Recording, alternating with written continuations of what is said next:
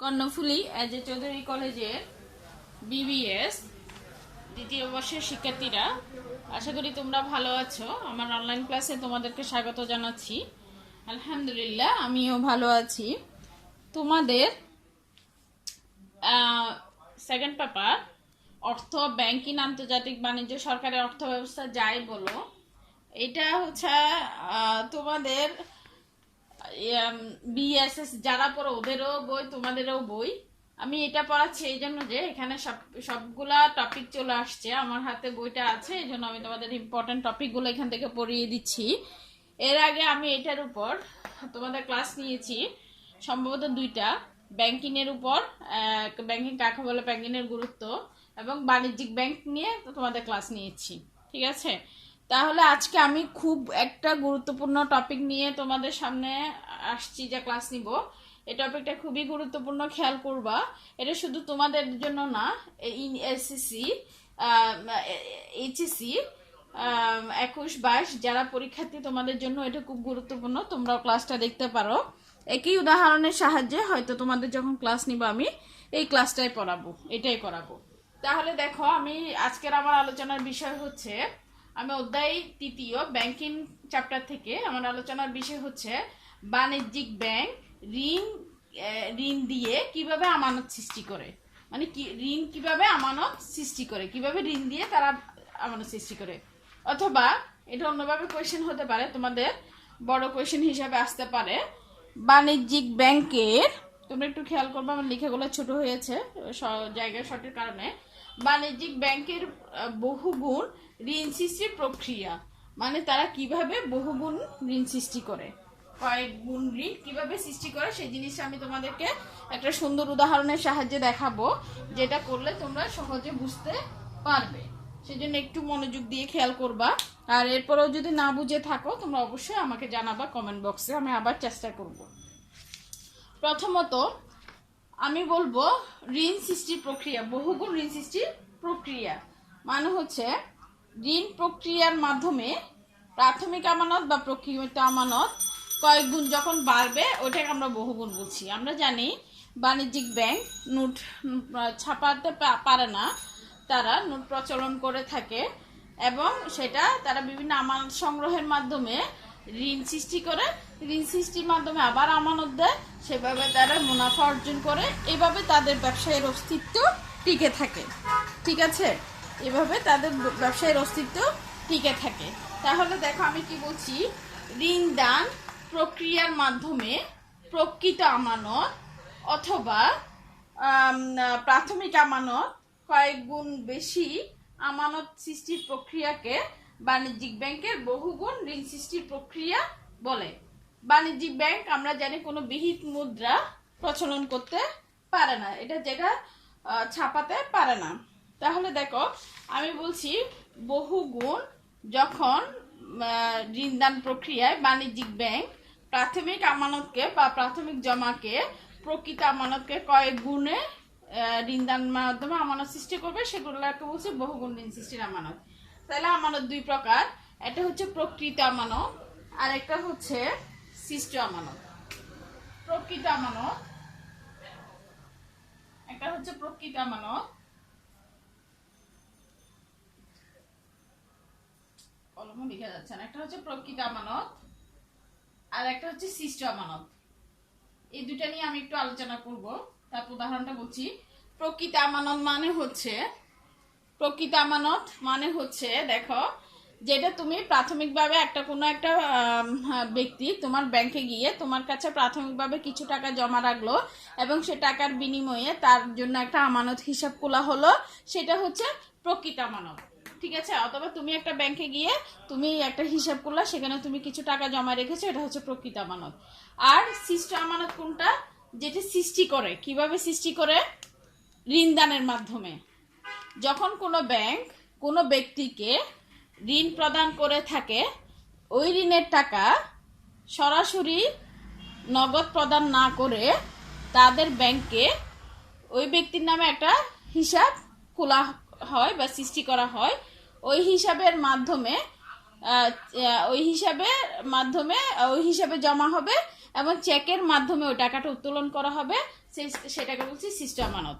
অর্থাৎ যখন কোনো ব্যাংক কোনো ব্যক্তিকে ঋণ প্রদান করবে, ঋণের টাকা সরাসরি নগদ অর্থে প্রদান না করে ব্যাংক হিসাবে জমা করবে এবং ব্যাংকে চেক দিবে, চেকের বিনিময়ে ওই টাকা তুলতে পারবে, চেক দিয়ে ওই টাকা তুলতে পারবে, সেটাকে বলছি আমরা শিষ্ট আমানত। তাহলে দুই কথা, একটা হচ্ছে জনগণ বা যারা ব্যাংক হিসেব গ্রহণ করবে তারা সরাসরি কি করবে, আমানত জমা রাখবে, এটা হচ্ছে প্রকৃত আমানত। আর যেটা ঋণের মাধ্যমে সৃষ্টি করবে সেটা হচ্ছে শিষ্ট আমানত। আশা করি তোমাদের দুইটা আমানতের কথা বোঝা গেল, ঠিক আছে?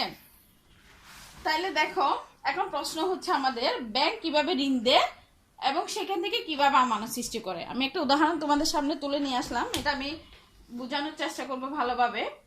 তাইলে আমরা জানি আমরা বলি ব্যাংকের ধার করা অর্থের ধারক বলা হয়। আরো বলা হয় যে ব্যাংক পরের ধনে পুঁতধারি করে। ব্যাংকের নিজস্ব কোনো অর্থ নাই, সেটা তোমরা জানো, আমি জানি। আর ব্যাংক কি করে, জনগণের কাছ থেকে আমানত গ্রহণ করে। আর আমানতের সম্পূর্ণ অংশ কিন্তু ব্যাংক কি করে না, জমাও রাখে না, আবার সম্পূর্ণ অংশ ঋণ দানও করে না। কেন?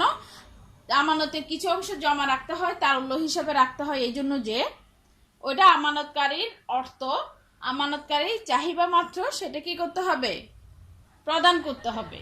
তাহলে অবশ্যই ব্যাংকের কি থাকতে হবে, ব্যাংকের অবশ্যই তারল্য থাকতে হবে, সেদিকে তাহলে তারল্য রাখতে হবে।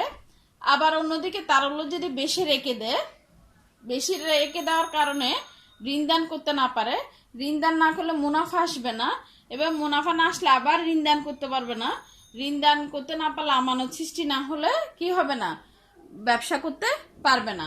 সেই জন্য কি করে বাণিজ্যিক ব্যাংক কিছু অর্থ তরল অর্থের জন্য নিজেদের কাছে রিজার্ভ রেখে গ্রাহকের চাহিদা মেটানোর জন্য, বাকি অর্থ তারা কি করে, তারা ঋণ দান করে, তারা ঋণ দিয়ে থাকে, ঋণের মাধ্যমে তারা আমানত সৃষ্টি করে।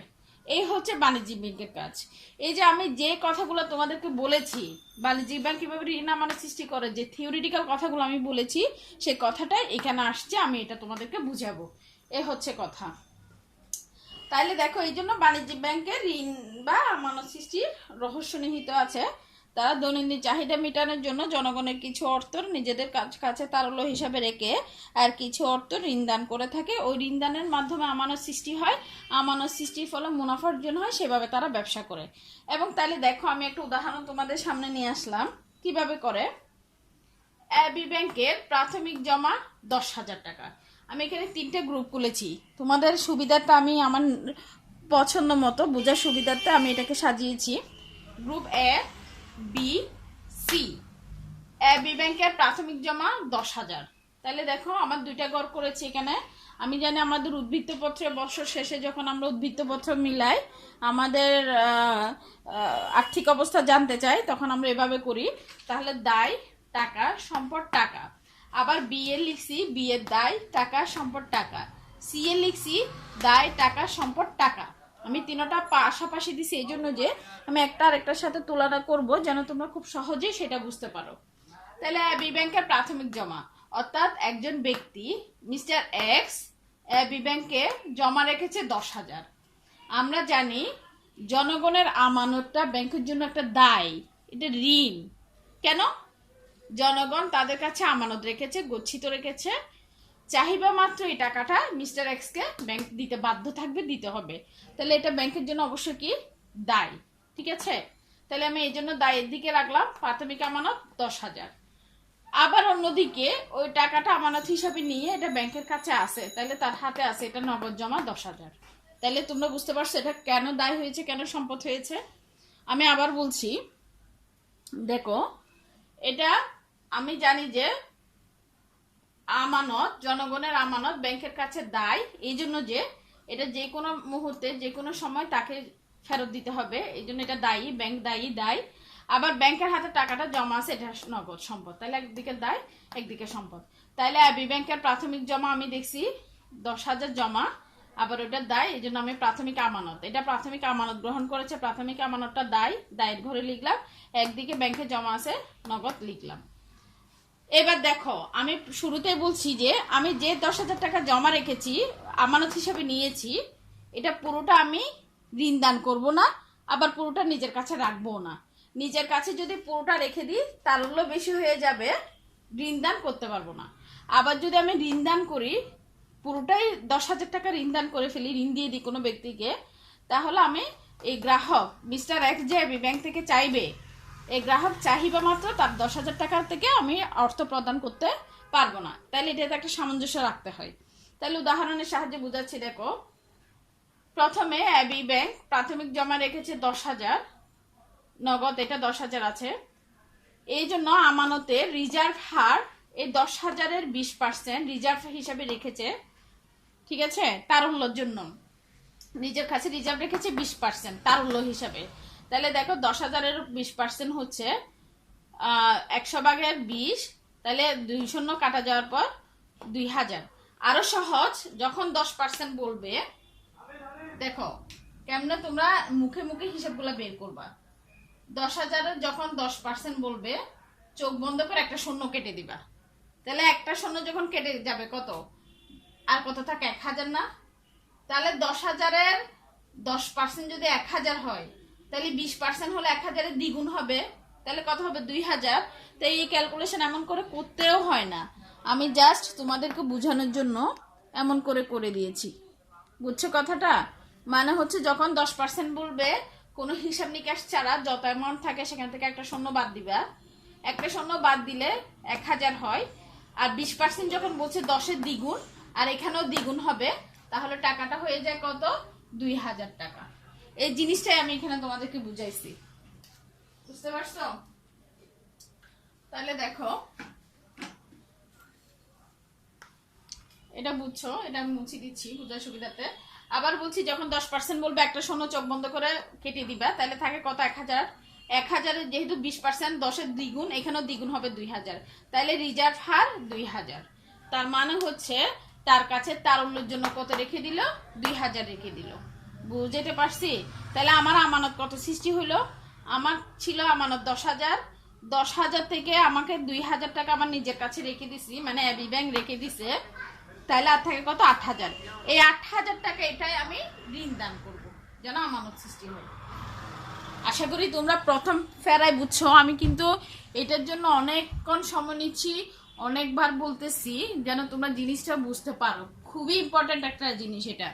তাহলে দেখো, রিজার্ভ হাব হচ্ছে 20%, মানে ব্যাংক এবি ব্যাংক রাখতেছে 2,000 টাকা। তাহলে 10,000 থেকে সে 2,000 মাইনাস করে নিজের কাছে রেখে দিচ্ছে। এই 8,000 টাকা সে সিস্ট আমানত, সে আমানত করবে। তাহলে কোথায় করবে, ব্যক্তি বি কে দিল। এটা এতক্ষণ হচ্ছে এর হিসাব। এখন এখানে সে আমানত দিবে, বি কে আমানত দিবে। তাহলে প্রাথমিক জমা সবসময়, প্রাথমিক জমা হাতে থাকবে, অবশ্যই এটা ধরতে হবে। প্রাথমিক জমা ছিল 10,000, সরি, হাতে নগদ ছিল 10,000। প্রাথমিক জমা 10,000 রাখলাম, হাতে নগদ 10,000 রাখলাম। তাহলে এই 8,000 আমি কি করব, বি কে ঋণ দান করব। বি কে আমি এটা ঋণ দান করব। ঋণ দান করব মানে হচ্ছে কি, তাকে আমি এটা ঋণ দিব। তাই মানে হচ্ছে না, বি থেকে আমি ঋণ নিব। তাহলে এটা কত হয়, আমানত হচ্ছে সৃষ্ট আমানত, যেটা আমার সৃষ্টি হয়েছে, এটা 8,000 টাকা। তাহলে এটার সাথে সাথে আমি অগ্রিম নিয়ে নিছি না বি থেকে। বি ব্যাংক কি করছে, বি থেকে অগ্রিম নিয়ে নিছে না, তাহলে 8,000। তাহলে এখানে 10 আর 8 যোগ করলে 18, এখানে 10 আর 8 যোগ করলে 18। আমার দায়িত্ব যত, আমার সম্পদ তত, কারণ আমরা জানি উদ্বৃত্ত পথে সমান হয়ে যায়, ঠিক আছে। মানে এখানে সমান হবে, দায় এবং সম্পদ আমাদের কি হয়ে গেল, সমান হয়ে গেল। তাহলে আমি সিস্টেম আমানত দেখো 8,000। আমার প্রথম আমানত ছিল 10,000। 10,000 আমার এখন আবার নতুন করে সৃষ্টি হয়েছে, মানে আমি কি করেছি, আমানত সৃষ্ট আমানত আমার হচ্ছে 8,000, আমানত হয়েছে, সৃষ্টি হয়েছে 18,000 টাকা। মানে আমার এই 8,000 টাকা আমার নিজের কাছে রেখে আমি কি করলাম, 2,000 টাকা ঋণ দিয়ে দিলাম, আর 8,000 টাকা নিজের কাছে রাখলাম, তাহলে হলো 18,000 টাকা, ঠিক আছে। এবার দেখো, সৃষ্টি আমানতের রিজার্ভ হার 20%। এই আমার কত, সেকেন্ড বিতে, আমি বি এর ক্যালকুলেশনটা বিতে করলাম, সি এর ক্যালকুলেশনটা সিতে করলাম। তাহলে সৃষ্টি আমানতের রিজার্ভ হার 20%। আমার আমানত বিতে সৃষ্টি হয়েছে কত, 8,000, এখানে 20%। তাহলে আমি এখানে একটা 10 হলে একটা শূন্য কেটে দিতে বলছি, 800। 20 মানে দ্বিগুণ, তাহলে 800 দ্বিগুণ 16, তাহলে আমার কত টাকা আসলো? 16 টাকা। সৃষ্টি আমানতে রিজার্ভ হয় 1600 টাকা। মানে এই আমানতটা যে আমার সৃষ্টি হয়েছে, আমি যে ঋণ দিছি, আমি এটা বি কে ঋণ দিয়েছি 8000, ঠিক আছে? তাহলে এদিকে আবার আমি অগ্রিম দিয়ে দিছি, এটা আমার জন্য সম্পদ, এটা আবার এখানে আমার দায়, যেহেতু এটা আমানত, এটা সে চাহিদা মাত্র আমাকে দিতে হবে। তার ব্যাংক অ্যাকাউন্টে তার হিসাবে আমি এটা কি করেছি? ঋণ দিয়েছি, এটা আমার আমানত সৃষ্টি হয়েছে। তাহলে সৃষ্টি আমানতে রিজার্ভ হবে 8000-এর উপর রিজার্ভ সৃষ্টি হয়েছে কত? 1600। তাহলে আমি 8000 থেকে 1600 রেখে 6400 টাকা আবার সি কে ঋণ দিব। আশা করি তোমরা বুঝতে পারতেছো কথাগুলা। দেখো, তাইলে প্রথমে আমার জমা ছিল 10,000, সেখান থেকে আমার 8000 টাকা সৃষ্ট আমানত হয়েছে, মানে এই টাকাটা আমি আমানত দিব, আবার এটা হচ্ছে বিকে দিব, এই জন্য আমার দায়। আবার সৃষ্ট আমানতের 20% দিব কাকে? C K. তাহলে 8000-এর সৃষ্ট আমানত হচ্ছে 1600, আমার 8000 থেকে 1600 নিজের কাছে রেখে 6400 ঋণ দিব। তাহলে সি কে ঋণ দিতে গেছি। দেখো, প্রাথমিক আমানত ছিল হাতে নগদ 10,000 ছিল, ঠিক আছে? তারপর দেখো, সৃষ্ট আমানত দুইটা আমার আমানত সৃষ্টি হয়েছে। প্রথমে আমার বি এর কাছে আমি বি কে দিয়েছি, ঋণ দিয়েছি 8000, আবার সি কে বি এর এই যে 8000 হয়েছে এখান থেকে দিচ্ছি কত? 6400। তাহলে সৃষ্টি আমানত দুইটা আমি লিখেছি, দেখো এ প্লাস বি, মানে এখানে এ তে 8000 সৃষ্টি হয়েছে সেটা, আর বি তে 6400 সৃষ্টি হয়েছে সেটা, টোটাল হয়েছে 14400। ঠিক, এখানে অগ্রিম 14400। তাহলে আমার সম্পদ না, এটা আমি কি করেছি? তার থেকে আমরা নিয়েছি, সেটা আমি অগ্রিম নিয়েছি, আমার কাছে সম্পদ। আর এটা হচ্ছে আমি আমানত দিচ্ছি, তাকে দিচ্ছি, এটা আমার জন্য দায়। এই জন্য আমার কি 14400, টোটাল 24400, 24400। তাহলে দেখো তো আমার মোট আমানত কত হয়েছে? প্রথমে আমার আমানত হিসেবে গ্রহণ করেছি 10,000, এরপর সেকেন্ড আমানত হিসেবে গ্রহণ করেছি, মানে আমাকে দিয়েছে 8000, এরপর দ্বিতীয় আমানত হিসেবে গ্রহণ করেছি 6400, টোটাল আমার আমানত হচ্ছে 50,000। বুঝতে পারছি কথাটা?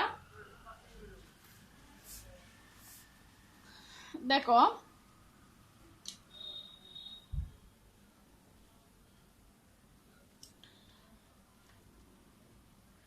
আমি আবার বলছি, দেখো আমার মিস্টার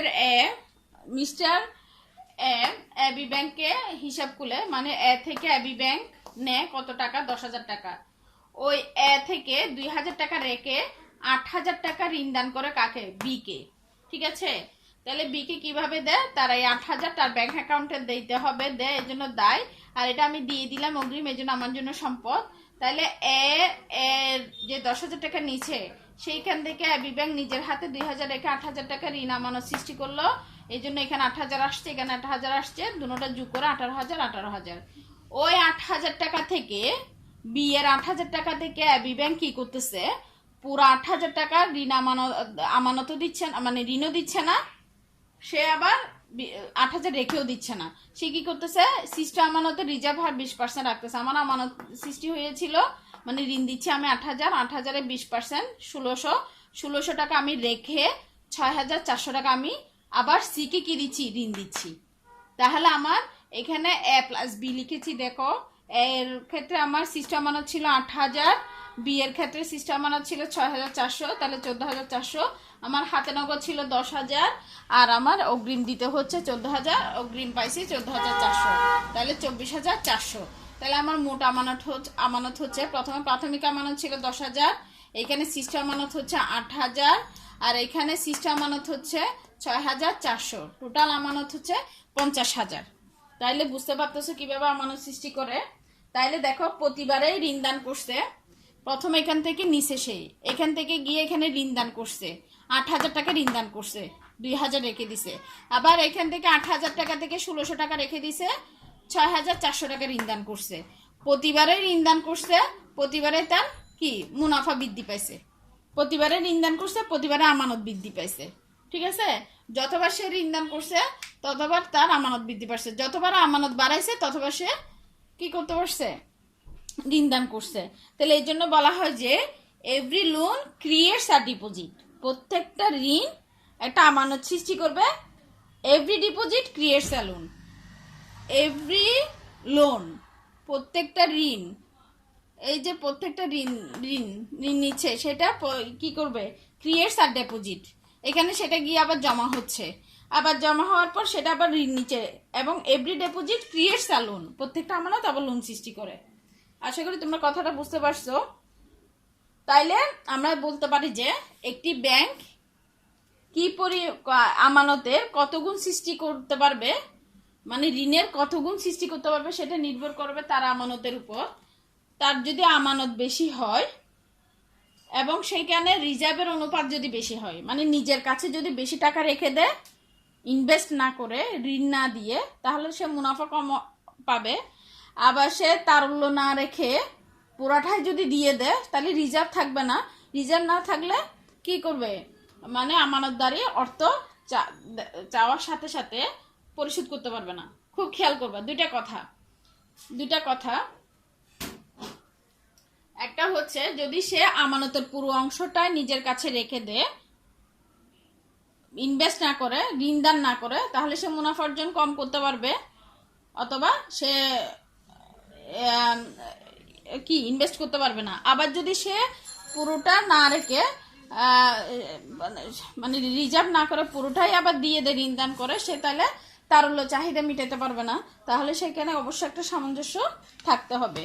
আশা করি আজকের ক্লাস বাণিজ্যিক ব্যাংক কিভাবে ঋণ সৃষ্টি করে এবং ঋণ থেকে কিভাবে আমানত সৃষ্টি করে, ঋণ থেকে কিভাবে আমানত সৃষ্টি করে, আবার বাণিজ্যিক ব্যাংক বহুগুণ ঋণ সৃষ্টির প্রক্রিয়া কিভাবে বহুগুণ ঋণ করে। যেমন এখানে সে প্রথমে প্রাথমিক জমা, এরপর এক গুণ ঋণ আমানত সৃষ্টি করছে, এরপর আবার ঋণ আমানত সৃষ্টি করছে, এমন করতে করতে মোট আমানতের পরিমাণ হয়ে গেল ব্যাংকের কত, 50,000। সে প্রথমে আমানত সংগ্রহ করেছিল 10,000, তাহলে সে ঋণ সৃষ্টি করতে করতে, ঋণ দিতে দিতে সে এখানে ঋণ দিছে, এখানে ঋণ আমানত সৃষ্টি হয়েছে, এখানে ঋণ দিছে, আমানত সৃষ্টি হয়েছে, এমন করতে করতে তার 50,000 টাকা আমানত হয়ে গেল। এইভাবে একটা বাণিজ্যিক ব্যাংক কি থাকে, মার্কেটে টিকে থাকে এবং মুনাফা অর্জন করে। আশা করি তোমরা আজকে ক্লাসটা বুঝতে পারছো। যদি বুঝতে না পারো কমেন্টস করবা, আমি ইনশাল্লাহ নেক্সট ক্লাস আরো বোঝানোর চেষ্টা করব। এরপর তোমাদের সুস্বাস্থ্য কামনা করে আমি ক্লাস এখানে শেষ করলাম।